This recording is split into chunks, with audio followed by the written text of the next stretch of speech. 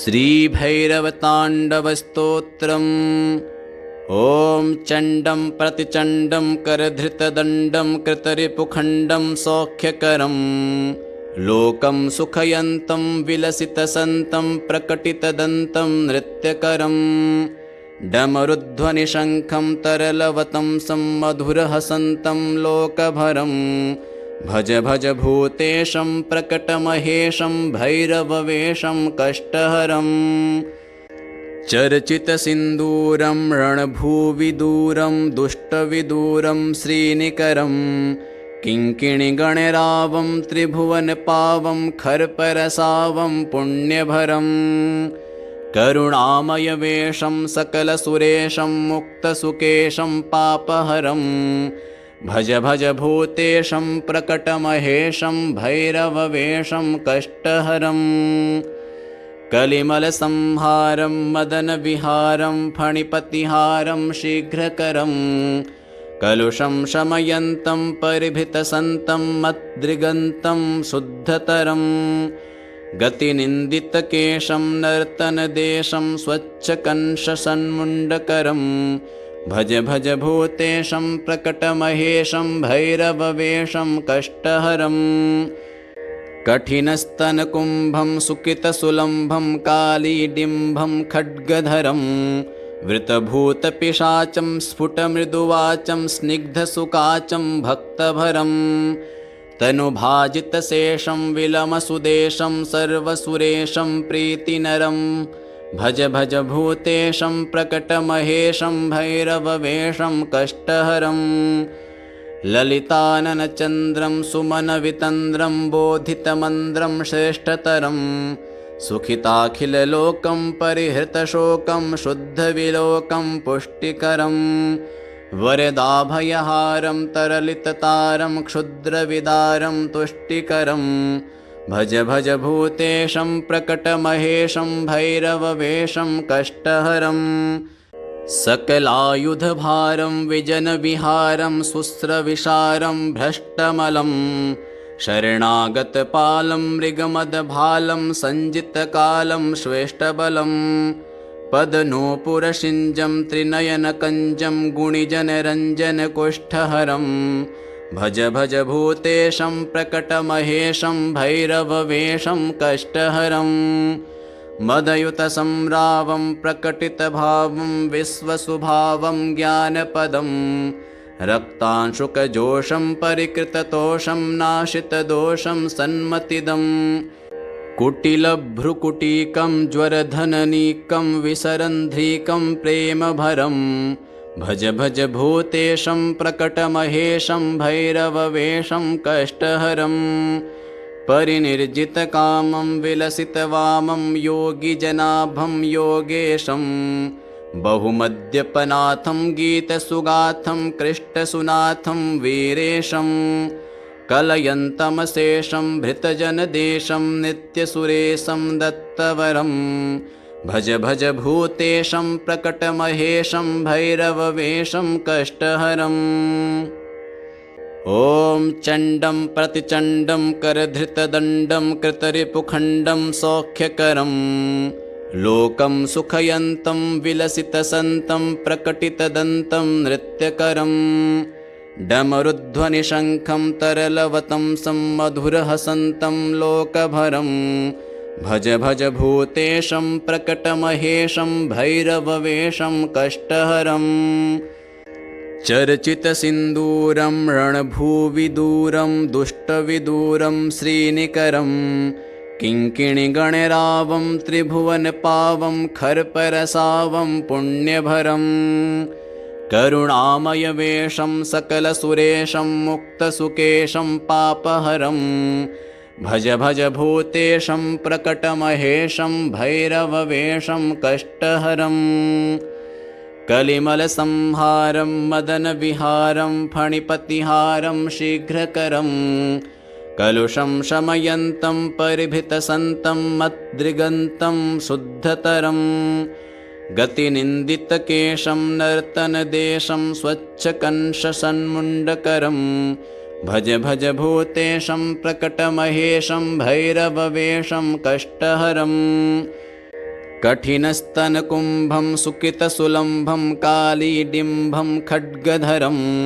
वृतभूतपिशाचं स्फुटमृदुवाचं स्निग्धसुकाचं भक्तभरं तनुभाजितशेषं विलमसुदेशं सर्वसुरेशं प्रीतिनरं भज भज भूतेशं प्रकटमहेशं भैरववेषं कष्टहरं ललिताननचन्द्रं सुमनवितन्द्रं बोधितमन्द्रं श्रेष्ठतरं सुखिताखिललोकं परिहृतशोकं शुद्धविलोकं पुष्टिकरं वरदाभयहारं तरलिततारं क्षुद्रविदारं तुष्टिकरं भज भज भूतेशं प्रकटमहेशं भैरववेषं कष्टहरं सकलायुधभारं विजनविहारं शुस्रविशारं भ्रष्टमलं शरणागतपालं मृगमदभालं सञ्जितकालं श्रेष्ठबलं पदनूपुरशिञ्जं त्रिनयनकञ्जं गुणिजनरञ्जनकुष्ठहरं भज भज भूतेशं प्रकटमहेशं भैरववेषं कष्टहरं मदयुतसंरावं प्रकटितभावं विश्वसुभावं ज्ञानपदं रक्तांशुकजोषं परिकृततोषं नाशितदोषं सन्मतिदं कुटिलभ्रुकुटीकं ज्वरधननीकं विसरन्ध्रीकं प्रेमभरं भज भज भूतेशं प्रकटमहेशं भैरववेषं कष्टहरं परिनिर्जितकामं विलसितवामं योगिजनाभं योगेशं बहुमद्यपनाथं गीतसुगाथं कृष्टसुनाथं वीरेशं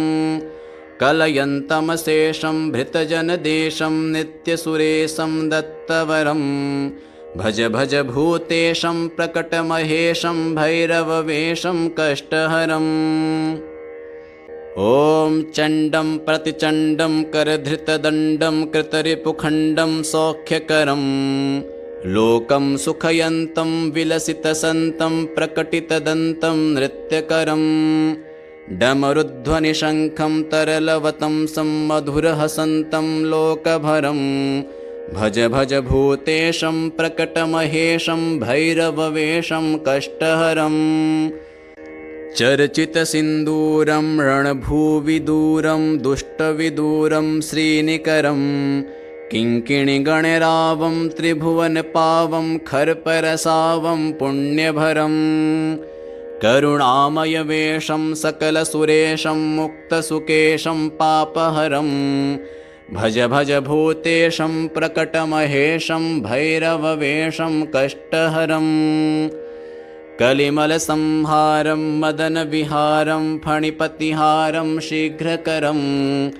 कलुषं शमयन्तं परिभृतसन्तं मद्दृगन्तं शुद्धतरं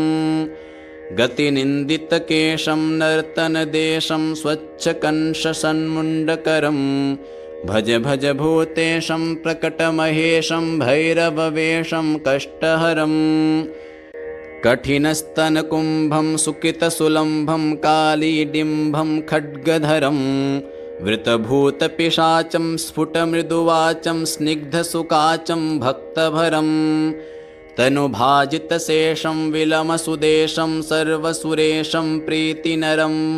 भज भज भूतेशं प्रकटमहेशं भैरववेषं कष्टहरं ललिताननचन्द्रं सुमनवितन्द्रं बोधितमन्द्रं श्रेष्ठतरं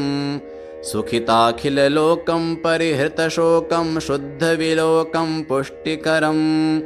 वरदाभयहारं तरलिततारं क्षुद्रविदारं तुष्टिकरं भज भज भूतेशं प्रकटमहेशं भैरववेषं कष्टहरं सकलायुधभारं विजनविहारं शुस्रविशारं भ्रष्टमलं शरणागतपालं मृगमदभालं सञ्जितकालं श्रेष्ठबलं पदनूपुरशिञ्जं त्रिनयनकञ्जं गुणिजनरञ्जनकुष्ठहरं भज भज भूतेशं प्रकटमहेशं भैरववेषं कष्टहरं मदयुतसंरावं प्रकटितभावं विश्वसुभावं ज्ञानपदं रक्तांशुकजोषं परिकृततोषं नाशितदोषं सन्मतिदम् कुटिलभ्रुकुटीकं ज्वरधननीकं विसरन्ध्रीकं प्रेमभरं भज भज भूतेशं प्रकटमहेशं भैरववेषं कष्टहरं परिनिर्जितकामं विलसितवामं योगिजनाभं योगेशं बहुमद्यपनाथं गीतसुगाथं कृष्टसुनाथं वीरेशं कलयन्तमशेषं भृतजनदेशं नित्यसुरेशं दत्तवरं भज भज भूतेशं प्रकटमहेशं भैरववेषं कष्टहरम् ॐ चण्डं प्रतिचण्डं करधृतदण्डं कृतरिपुखण्डं सौख्यकरं लोकं सुखयन्तं विलसितसन्तं प्रकटितदन्तं नृत्यकरं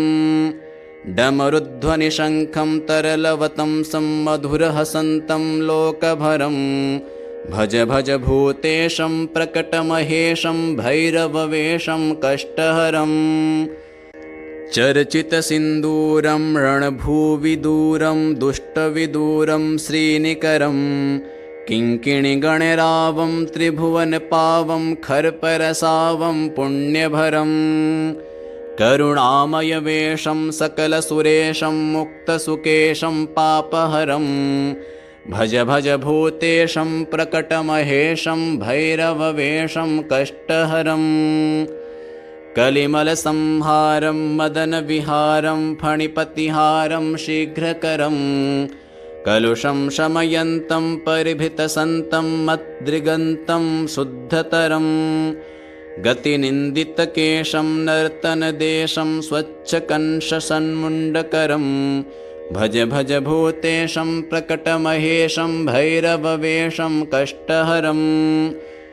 कठिनस्तनकुम्भं सुकितसुलम्भं कालीडिम्भं खड्गधरं वृतभूतपिशाचं स्फुटमृदुवाचं स्निग्धसुकाचं भक्तभरं तनुभाजितशेषं विलमसुदेशं सर्वसुरेशं प्रीतिनरं भज भज भूतेशं प्रकटमहेशं भैरववेषं कष्टहरम् ललिताननचन्द्रं सुमनवितन्द्रं बोधितमन्द्रं श्रेष्ठतरं सुखिताखिललोकं परिहृतशोकं शुद्धविलोकं पुष्टिकरं वरदाभयहारं तरलिततारं क्षुद्रविदारं तुष्टिकरं भज भज भूतेशं प्रकटमहेशं भैरववेषं कष्टहरम् सकलायुधभारं विजनविहारं शुस्रविशारं भ्रष्टमलं शरणागतपालं मृगमदभालं सञ्जितकालं श्रेष्ठबलं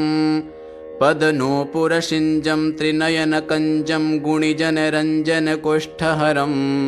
भज भज भूतेशं प्रकटमहेशं भैरववेषं कष्टहरम् मदयुतसंरावं प्रकटितभावं विश्वसुभावं ज्ञानपदं रक्तांशुकजोषं परिकृततोषं नाशितदोषं सन्मतिदं कुटिलभ्रुकुटीकं ज्वरधननीकं विसरन्ध्रीकं प्रेमभरं भज भज भूतेशं प्रकटमहेशं भैरववेषं कष्टहरम् परिनिर्जितकामं विलसितवामं योगिजनाभं योगेशं बहुमद्यपनाथं गीतसुगाथं कृष्टसुनाथं वीरेशं कलयन्तमशेषं भृतजनदेशं नित्यसुरेशं दत्तवरं भज भज भूतेशं प्रकटमहेशं भैरववेषं कष्टहरम् ॐ चण्डं प्रतिचण्डं करधृतदण्डं कृतरिपुखण्डं सौख्यकरं लोकं सुखयन्तं विलसितसन्तं प्रकटितदन्तं नृत्यकरं डमरुध्वनिशङ्खं तरलवतं सम्मधुरहसन्तं लोकभरं भज भज भूतेशं प्रकटमहेशं भैरववेषं कष्टहरम् चर्चितसिन्दूरं रणभूविदूरं दुष्टविदूरं श्रीनिकरं किङ्किणिगणरावं त्रिभुवनपावं खर्परसावं पुण्यभरं करुणामयवेषं सकलसुरेशं मुक्तसुकेशं पापहरं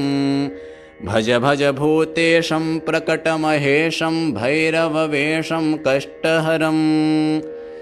कलिमलसंहारं मदनविहारं फणिपतिहारं शीघ्रकरं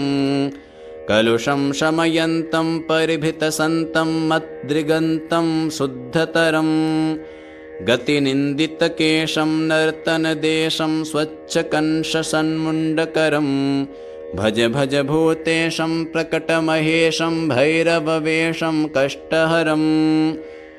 कठिनस्तनकुम्भं सुकितसुलम्भं कालीडिम्भं खड्गधरं वृतभूतपिशाचं स्फुटमृदुवाचं स्निग्धसुकाचं भक्तभरं तनुभाजितशेषं विलमसुदेशं सर्वसुरेशं प्रीतिनरं भज भज भूतेशं प्रकटमहेशं भैरववेषं कष्टहरं ललिताननचन्द्रं सुमनवितन्द्रं बोधितमन्द्रं श्रेष्ठतरं सुखिताखिललोकं परिहृतशोकं शुद्धविलोकं पुष्टिकरं वरदाभयहारं तरलिततारं क्षुद्रविदारं तुष्टिकरं भज भज भूतेशं प्रकटमहेशं भैरववेषं कष्टहरं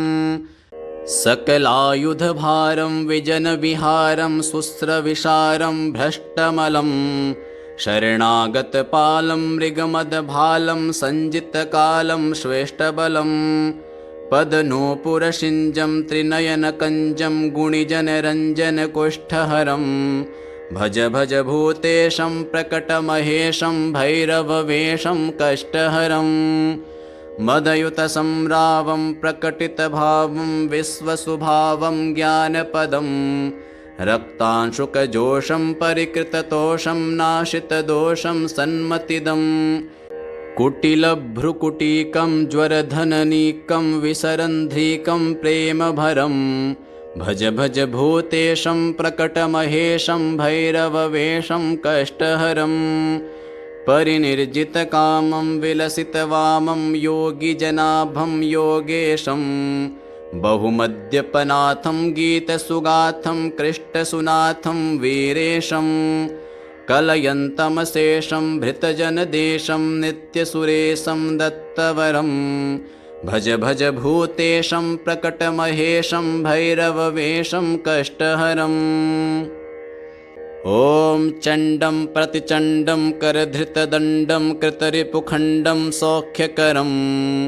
लोकं सुखयन्तं विलसितसन्तं प्रकटितदन्तं नृत्यकरं डमरुध्वनिशङ्खं तरलवतंसं मधुरहसन्तं लोकभरं भज भज भूतेशं प्रकटमहेशं भैरववेषं कष्टहरं चर्चितसिन्दूरं रणभूविदूरं दुष्टविदूरं श्रीनिकरं किङ्किणिगणरावं त्रिभुवनपावं खर्परसावं पुण्यभरं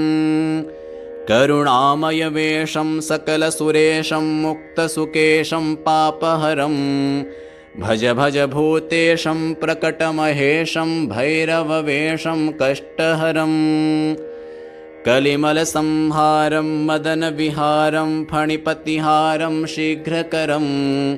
कलुषं शमयन्तं परिभितसन्तं मद्दृगन्तं शुद्धतरं गतिनिन्दितकेशं नर्तनदेशं स्वच्छकंशसन्मुण्डकरं भज भज भूतेशं प्रकटमहेशं भैरववेषं कष्टहरं